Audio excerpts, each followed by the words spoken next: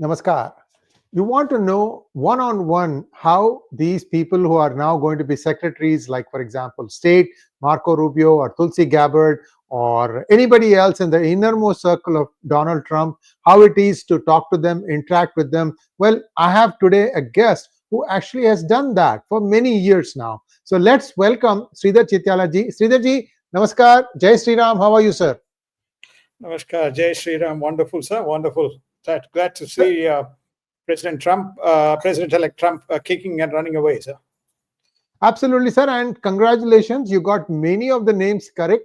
I'm also told that there is something in for Kash Patel also. We will come to that in just a moment. We'll cover the ones that the top 5 that we are going to cover today. It's over to you, Sridhar ji. We just have a slide deck that you can talk to. Here we go. Sir, go ahead, sir.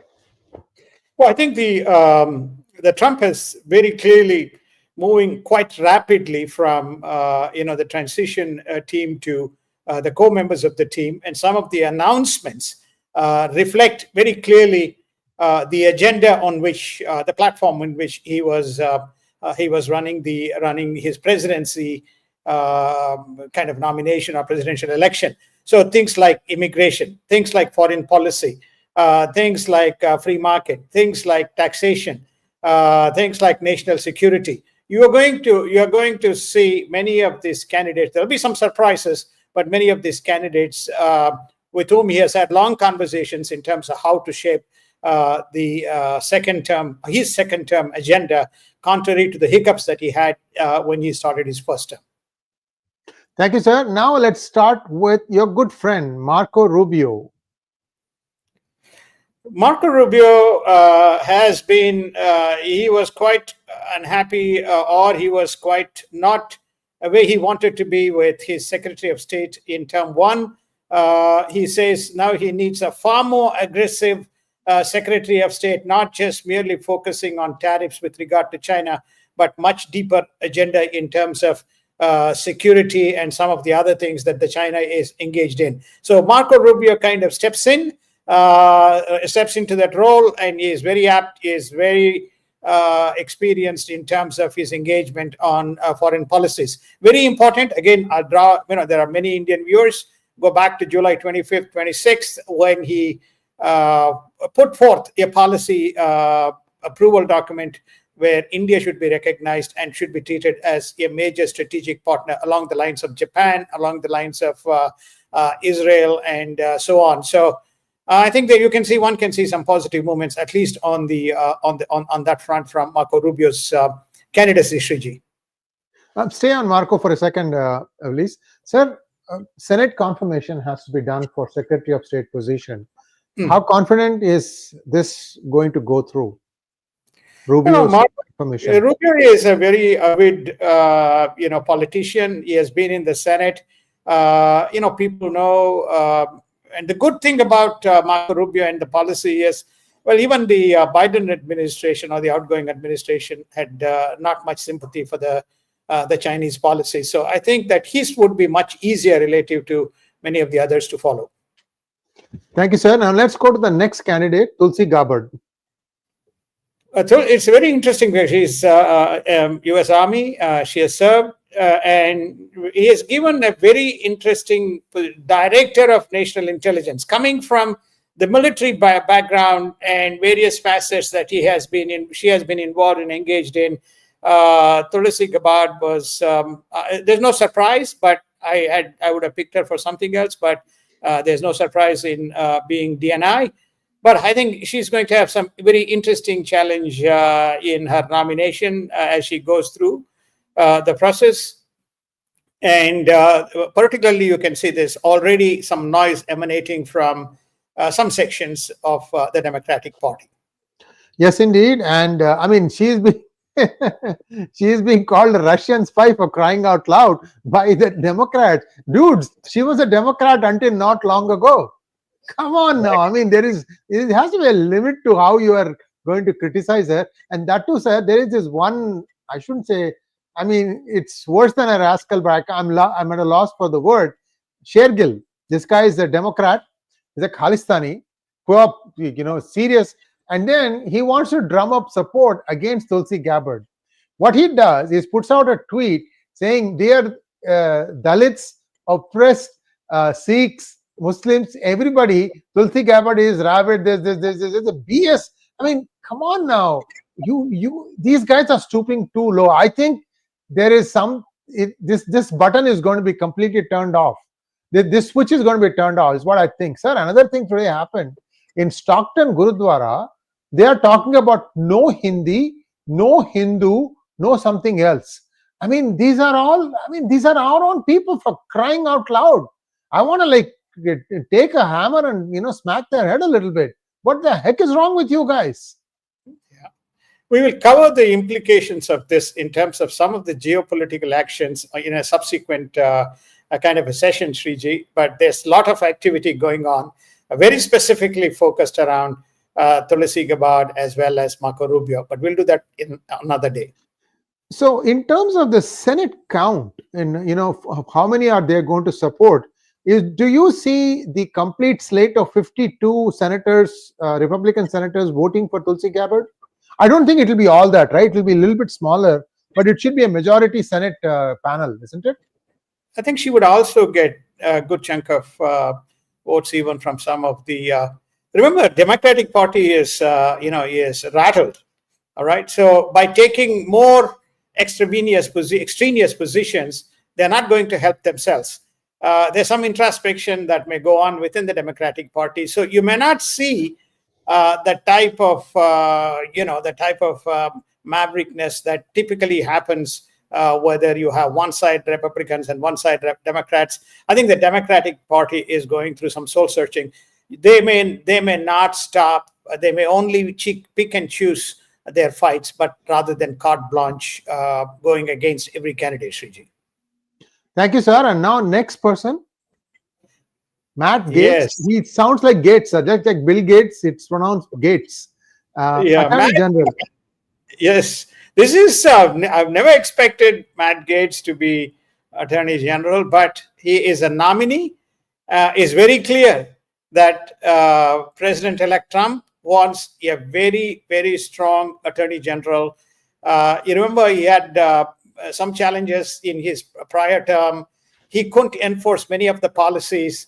The Attorney General role is very critical on many of the issues that are associated with national security, many of the issues associated with deportation, many of the issues associated with rules that need to change, including the rules that he is contemplating, that some of the citizens who have a child at birth may not be granted citizenship, etc. So he needed a strong candidate, and that's Matt Gaetz. But is he without controversy? He's got problems. In fact, McCarthy has gone on record as soon as Matt Gaetz was announced. He said this guy is going to have a tough time, getting his nomination through. But Matt Gaetz has not wasted any time. He's already submitted his resignation from the House in anticipation that he is going to be the Attorney General, Sriji. Yes, indeed. And 2 congressmen also from the Republican Party said that they would not be voting for him. Although I'm not sure, maybe 2 senators who said that they will not vote for him. There is a little bit of a tightrope walk. Maybe it would require J.D. Vance's first veto tie-breaking vote to get him across the line. But I think that Matt Gaetz, because he was behind the coup against Kevin McCarthy, so those 2 have some bad blood. That let us accept it and then move on. I mean, this is not, it's an open secret. Matt Gaetz was the one who was firing at him all the time. So let us move on. How is Mike Johnson as the House lead? How has he been doing so far? Well, I think that he has the support of Trump. He has the support of the House. Remember, he is the leader, and he has. It doesn't matter whether it is under the massive sweep that has occurred for President Trump, under that gaze that the House majority has come back to the Republicans. Usually, it flip-flops between the Republicans and the Democrats. They have retained the majority, so I think he will have the vote of confidence. Anyway, he's always been, is a pro-conservative party. A lot of things that happened under his leadership was around various investigations that needed to started, which was floundering under Mr. McCarthy. Thank you so much. And then the last person, Kristi Noem. Sir. Well, Kristi Noem is a loyalist. She has been against all the stuff that is going on. Remember the two things that we talked about in the feedback during the elections. And one is around the whole illegal borders. And second, the illegals potentially causing a threat, and not only a threat to security, but the threat to the jobs of the people who otherwise would be gainfully getting employment. So he needs somebody with iron whip hand, working closely with Matt Gaetz, and then you have Kristi Noem, who has been given the Department of Homeland Security. I think you'll see very strong and very effective forward momentum on the policies associated with what needs to happen, Sriji. Those two make very, very strong kind of candidates. Thank you so much, sir. Now let's move on to one. We can take off the slide deck, please. I have a couple of other observations to add. Sridharji, this is a recent development. In Canada, the two cities which have been buffeted by all these violent protests, Brampton and Mississauga, both are around Toronto, both have passed laws now which prohibits anybody from protesting right outside the premises of a temple. Hopefully, any worship place. Anybody, it doesn't matter. It could be mosque, it could be gurudwara, it could be a church, or it could be a temple. You cannot protest in front of it. So hopefully that will give some respite to the long-suffering devotees who may want to go to the temple. That's one. Second thing is, I am hearing that Tulsi Gabbard is also an ISKCON devotee. And do you know that in Bangladesh, they are actually jailed the person who raised the plight of Hindus in Bangladesh is an ISKCON person. And the interesting thing is ISKCON feeds a lot of people. It doesn't ask your religion before they feed. Well, I think she's on record, and you can see the videos. Tulsi Gabbard, reciting the Krishna bhajan, and she has no hesitation in playing to the audiences. She says, "Everybody has a faith, everybody has a religion. That's my faith, so that's my religion." So, therefore, she's a very, very bold and brave personality, and that's why I said the fact that she's director of national intelligence.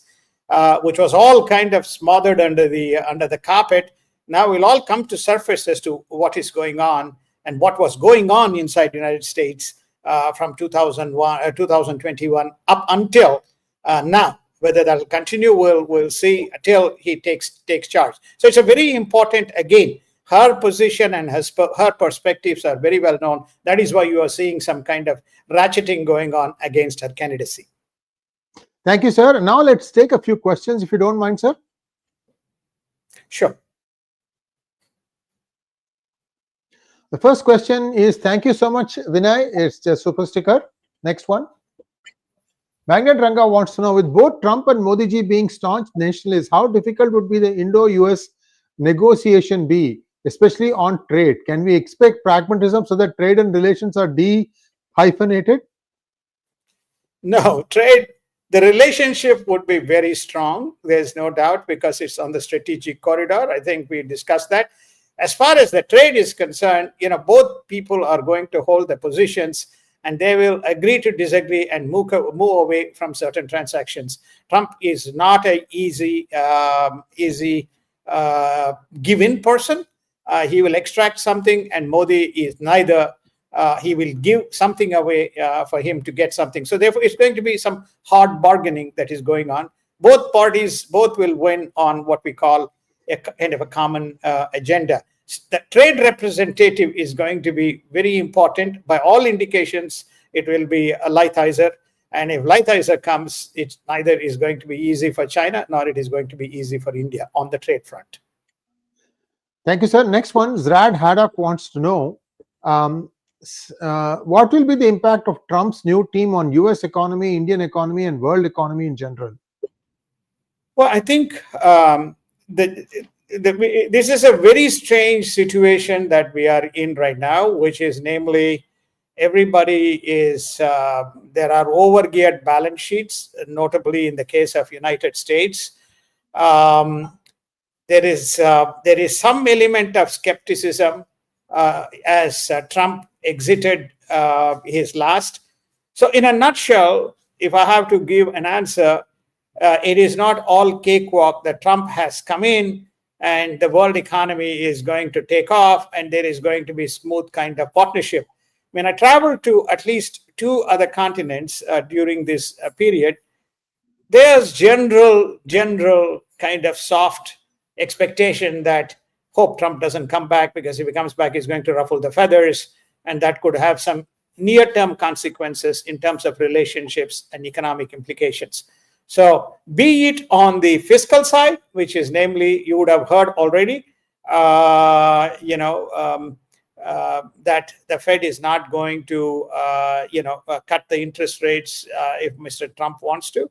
And the Fed chairman neither is going to resign if asked to, because he says, by law, I don't need to resign. On the fiscal side, you're going to see tariffs and you're going to see more trade embargoes unless they yield to the US terms. Under those circumstances, if somebody thinks that everything is a cakewalk, then we are in for surprise. Next one, please. Maithili wants to know, Sridharji, heard Tulsi practices Gaudiya Vaishnavism, a tradition dedicated to Lord Krishna. I can't comment anything beyond what she has written, Shriji. Yeah, I understand. Desi Stand wants to know, must Trump get all this passed in the honeymoon period? Is this why Trump has decided to go all in? Well, I think that the Trump is very clear, which is effectively to say, I faltered and I was not very strong in my first presidency. I should have been far more forthright and chosen the right people. So he has done his work, he has done the campaign, he has won, and he feels these are the right people who also stood by him during the adversarial period that he was going through. So he has chosen the right team and he is hitting the ground running because that's his mandate. That's the mandate that he won, and that's the mandate that he has got from people. Next one, please. Bharatam wants to know, what kind of powers DOGE will have, sir? Well, I don't have any views as yet on DOGE's, Shriji. They are saying that it's going to be more of an advisory body which will be advising White House and the Office of the Management and Budget, from where I think most of the allocations start. See, I think let us wait and see. There's 2 or 3 candidates who are emerging, to be the Treasury Secretary. There's a lot of work that I think we discussed it, and we'll probably discuss it separately, Trump and what the economic agenda looks like and what market implications look like. But right now, if I have to say, we just have to wait and see. A budget is a mess. US budget is a mess with an uncontrolled balance sheet and more agenda on the card. So it's not going to be such a trivial matter in terms of integrating the broad DOGE agenda, Shriji. Next one, please. Sridharan wants to know, with Tulsi and Vivek so outspoken, will there be issues for India as well as in the USA?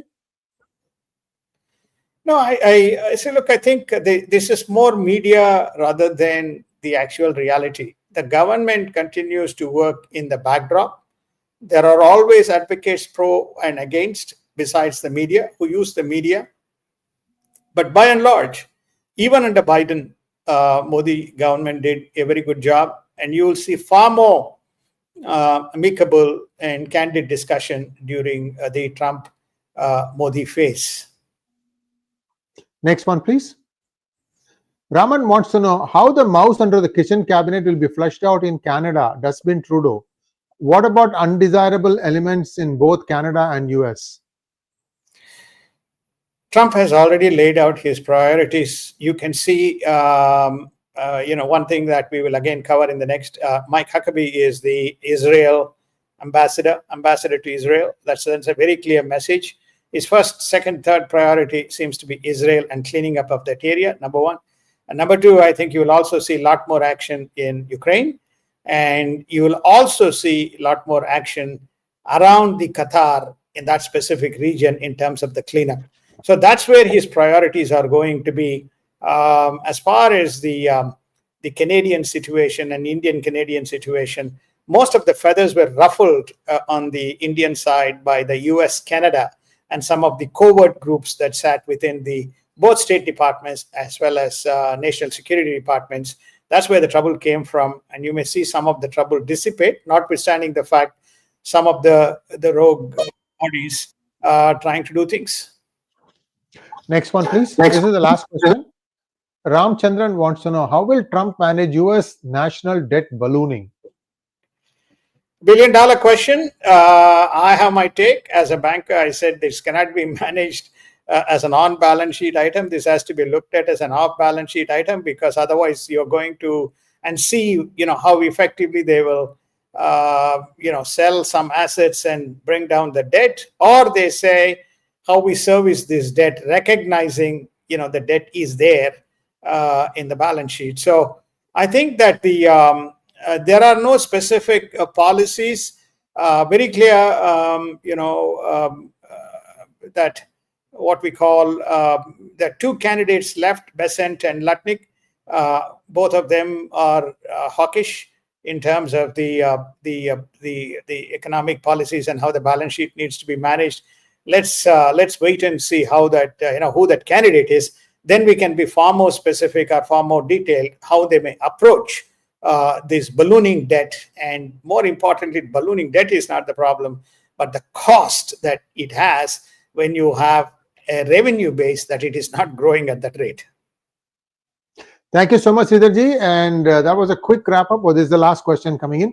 Daisy wants to know, have you done the Trump dance yet? I have. I don't know what that is. Well, that brings us to a close today's program. Sridharji and I will be talking very soon as events unfold. We still have a few important appointments. I think the billionaire John Paulson has denied, or he has declined the suggestion. Somewhere I read that, sir. I don't know if that is true or not. John Paulson will not be. Many of these people, within their business dictum or business domain, they have few things that make unravel when you go through the confirmation process. John has said, no, I'll be supporting the administration, but I'm not a candidate for Treasury Secretary. Thank you so much, sir, and we'll be seeing you again very soon. Namaskar. Namaskar. Thank you so much. Have a wonderful day.